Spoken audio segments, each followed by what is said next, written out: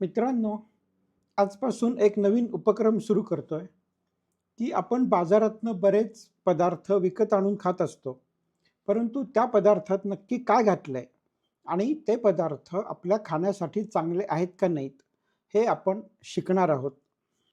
आता ह्याच्यासाठी उदाहरण म्हणून मी ब्रिटानिया या कंपनीने बनवलेला गुड डे आणि त्याच्यामधले बटर कुकीज हा फ्लेवर ह्याचं पॅकेजिंग तुम्हाला दाखवणार आहे आणि त्याच्यामधनं आपल्याला खाण्यासाठी योग्य पदार्थ कसे हुडकायचे हे व्यवस्थित शिकवणार आहे.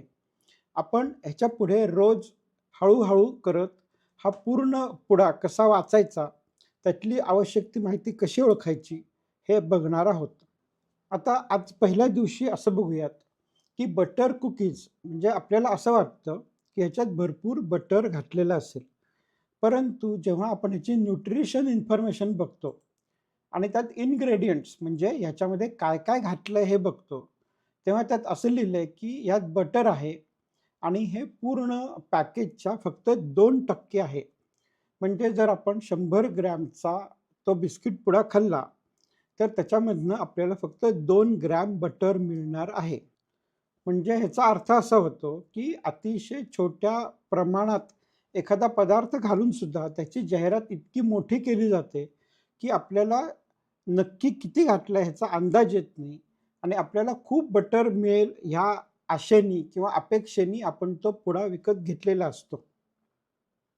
त्यामुळे अशा प्रकारची फसवणूक किंवा अशा प्रकारचे खोटे दावे हे खूप कंपन्यांकडनं मोठ्या प्रमाणावर केले जातात आणि त्याच्यासाठी आपल्याला याच्या मागची माहिती वाचणं आणि त्याचा व्यवस्थित अर्थ लावून हे पदार्थ चांगले आहेत का नाही ओळखणं हे शिकणं आवश्यक असतं. आता उद्यापासून आपण ह्यातला एक-एक घटक रोज बघत जाऊयात आणि मग त्याची व्यवस्थित माहिती घेऊन आपल्याला असं कळेल, की हे घटक चांगले आहेत का नाही आहेत आणि त्यामुळे आपण हे पदार्थ खावेत का खाऊ नयेत.